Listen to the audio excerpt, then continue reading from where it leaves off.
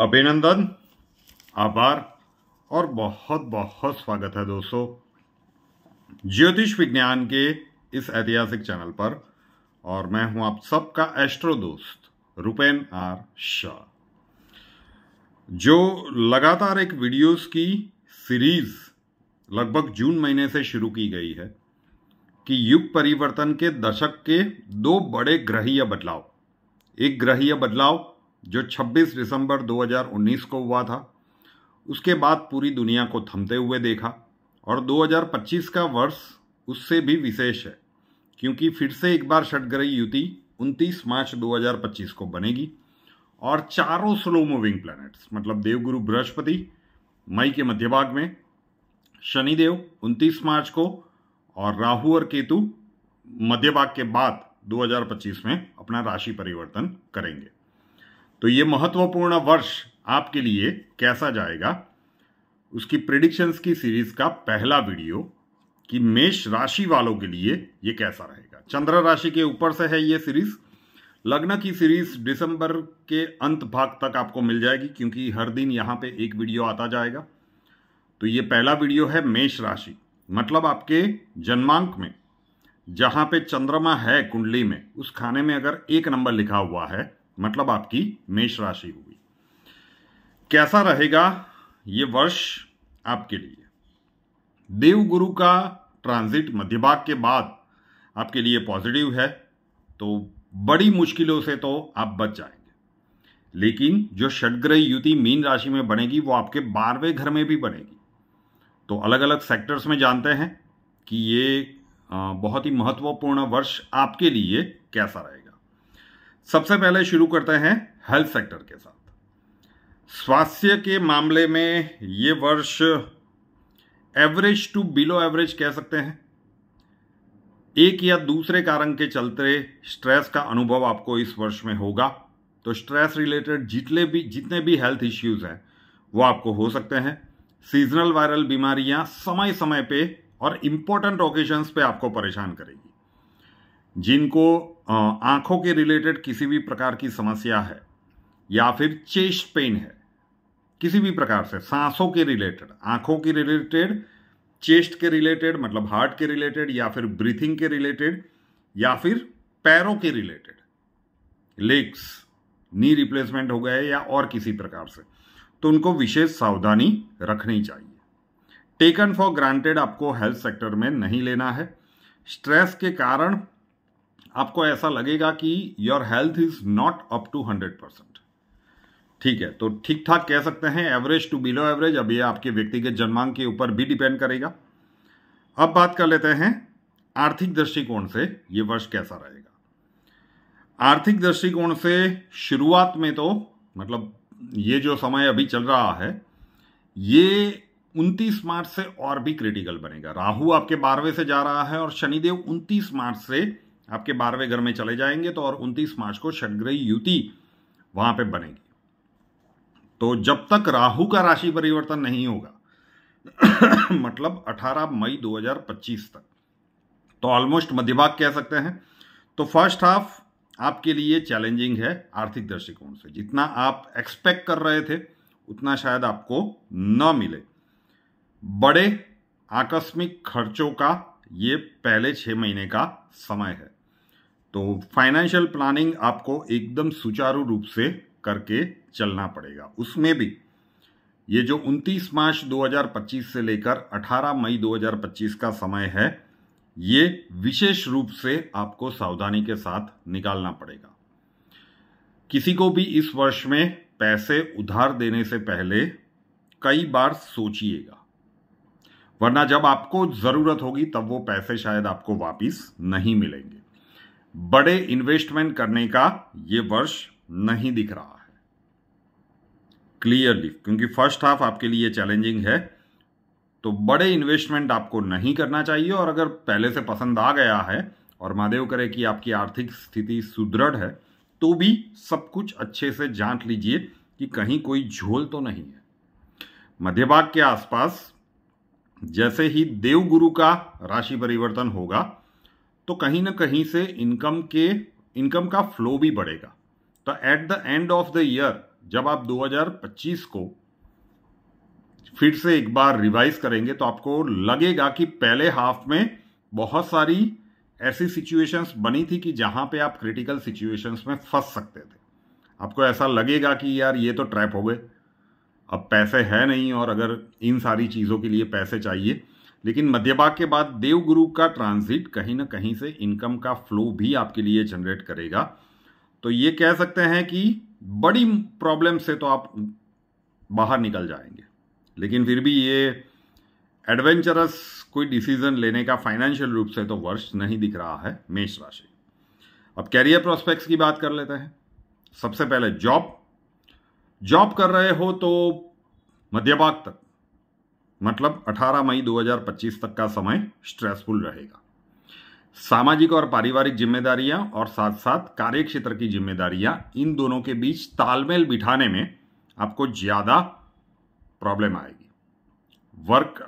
आपका जो work prospect है, कार्य क्षेत्र है, उसमें एडिशनल वर्कलोड के कारण आपको स्ट्रेस का अनुभव होगा मध्य भाग तक, और उस स्ट्रेस के कारण आपके हेल्थ के ऊपर भी एडवर्स इफेक्ट आ सकती है। और जहां तक षड्ग्रह युति है, जब बनेगी, मतलब राहु जब तक निकलेंगे नहीं, मतलब 29 मार्च से लेकर 18 मई का जो समय है 2025 में, ये आपको विशेष सावधानी के साथ निकालना चाहिए। स्पेशली अगर आप गवर्नमेंट सेक्टर में हैं, आपके ऊपर किसी प्रकार का लांछन लगाया जाए, किसी षड्यंत्र का आप शिकार बन जाए, ये घटनाक्रम भी उस समय अवधि में हो सकता है।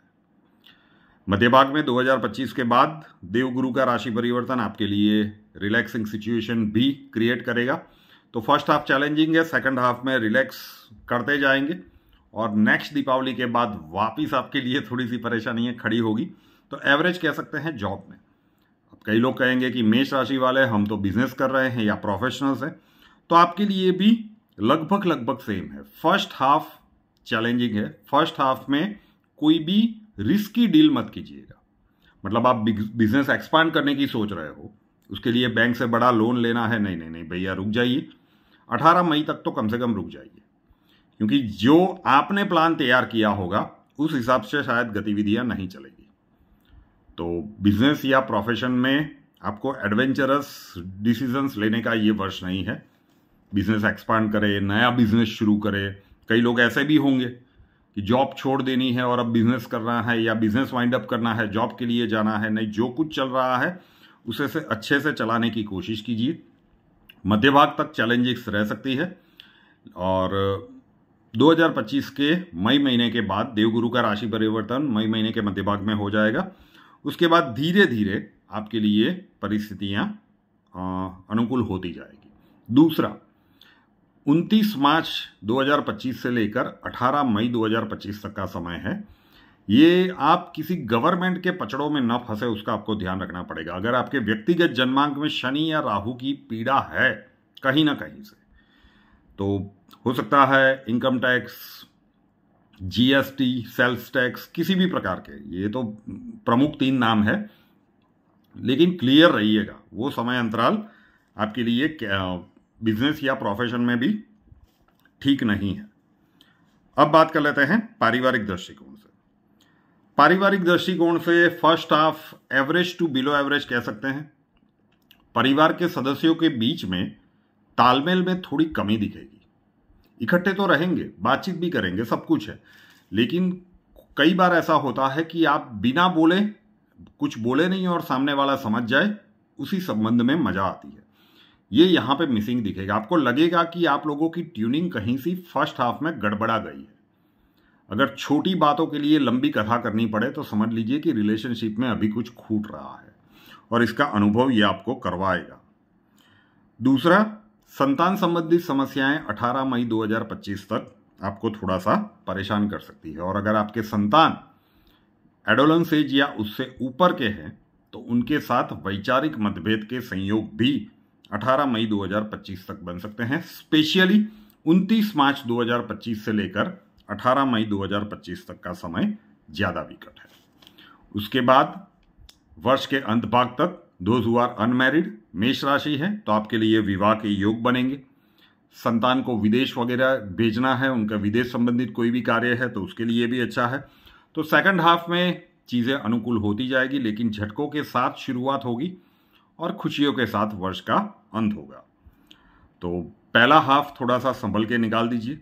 उसमें भी मेष राशि की जो महिलाएं हैं उनको विशेष सावधानी रखनी पड़ेगी, और जो वर्किंग वूमन है, मतलब जॉब कर रही है या बिजनेस कर रही है, तो घर परिवार की और सामाजिक जिम्मेदारियां और अपने क्या कहते हैं कि जो कार्यक्षेत्र की जिम्मेदारियां हैं उसमें तालमेल बिठाने में मार्च और अप्रैल महीने में सबसे ज़्यादा कठिनाइयां उनको आ सकती है। स्टूडेंट्स के लिए बात करें तो स्टूडेंट्स के लिए फर्स्ट हाफ रियली चैलेंजिंग है, कोई दो राय नहीं। आप कितने भी कैपेबल क्यों ना हो, लेकिन बिल्कुल अति आत्मविश्वास में मत आइएगा। हो सकता है कि ये आपका स्टाइल रहा हो कि एग्जाम टाइम पे हम पढ़ लेंगे और अच्छे मार्क्स आ जाएंगे, ऐसा होता हुआ दिख तो नहीं रहा है। किसी के भरोसे मत रहिएगा। सोशल मीडिया, फ्रेंड सर्कल, इन सब से थोड़ी सी दूरी बना के रखिए 2025 के मध्य भाग तक।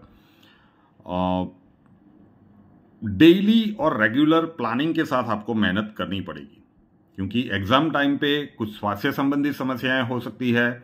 व्हीकल चला रहा हो तो किसी शारीरिक पीड़ा के योग बन सकते हैं, या फिर पारिवारिक या सामाजिक रूप से कुछ घटनाक्रम ऐसा बने कि कंसंट्रेशन आप कर ही ना पाए, और उसके कारण देवगुरु का राशि परिवर्तन उसके बाद अच्छा है तो रिजल्ट आपका अच्छा आ जाएगा, लेकिन जितना आप एक्सपेक्ट कर रहे थे उससे आप शॉर्ट रह जाएंगे। तो जहां पे जाना था, फॉर एग्जाम्पल 12 की एग्जाम दे रहे हो, इतने मार्क्स चाहिए लेकिन उससे कम आ गए, तो इंजीनियरिंग में तो एडमिशन मिल गया फॉर एन एग्जाम्पल, लेकिन जिस लाइन में जाना था वहां पे एडमिशन नहीं मिला, तो पूरी जीवन आपको वो मलाल रहेगा। केमिस्ट्री टीचर के रूप में भी हमने इतने वर्षों तक काम किया है, तो ये मार्क्स की पैटर्न क्या होती है, ये हमें सभी, वो पेन क्या होता है, कई बार कई सिंसियर स्टूडेंट्स के चेहरों के ऊपर हमने वो देखा है। तो कॉशियस रहिएगा, ठीक। और दोस्तों से, सोशल मीडिया से थोड़ी सी दूरी बनाए रखे मध्य भाग तक, तो आपके लिए अच्छा रहेगा। तो ओवरऑल कहें तो फर्स्ट हाफ सावधानी के साथ बिताने का है 18 मई 2025 तक। उसमें भी 29 मार्च 2025 से लेकर 18 मई 2025 का जो समय है वो विशेष सावधानी के, हर क्षेत्र में फूंक फूंक के कदम रखिए। उस समय के अंतराल में बिन मांगे किसी को सलाह मत दीजिएगा। लीडरशिप का झंडा तो बिल्कुल मत पकड़िएगा, ठीक। डायरेक्टली या इनडायरेक्टली किसी भी प्रकार के आर्ग्यूमेंट या वाद विवाद से बच के रहिएगा। चुपचाप रूटीन कार्यों को करके समय का वो अंतराल निकाल दीजिएगा अगर आपकी राशि मेष है। तो ये था short and sweet yearly prediction मेष राशि। अगले वीडियो में वृषभ राशि की बात करेंगे। रूपेनार शाह नाम के इस यूट्यूब चैनल को अभी तक सब्सक्राइब नहीं किया है तो कर लीजिए, साथ वाला बेल आइकॉन दबा दीजिए, और उसके बाद 3 ऑप्शंस आएंगे, ऑल के ऊपर क्लिक कर दीजिए ताकि हर नए वीडियो की नोटिफिकेशन आपको सबसे पहले मिलते रहे। हमसे अगर लाइफ के किसी प्रॉब्लम के लिए सॉल्यूशन चाहते हैं, स्वागत है आपका। व्हाट्सएप नंबर थंबनेल में दिया हुआ है, कॉल मत कीजिएगा, कॉल्स हम नहीं ले पाएंगे। अपना नाम, बर्थ डिटेल्स और प्रॉब्लम्स डिटेल्स के साथ व्हाट्सएप नंबर 9714443110 9714443110 उसके ऊपर लिख दीजिए। अक्षय जी आपको वहां पे मिलेंगे, प्रोसीजर वहां पे समझा दिया जाएगा। नए वीडियो के साथ फिर मिलेंगे। जय हिंद।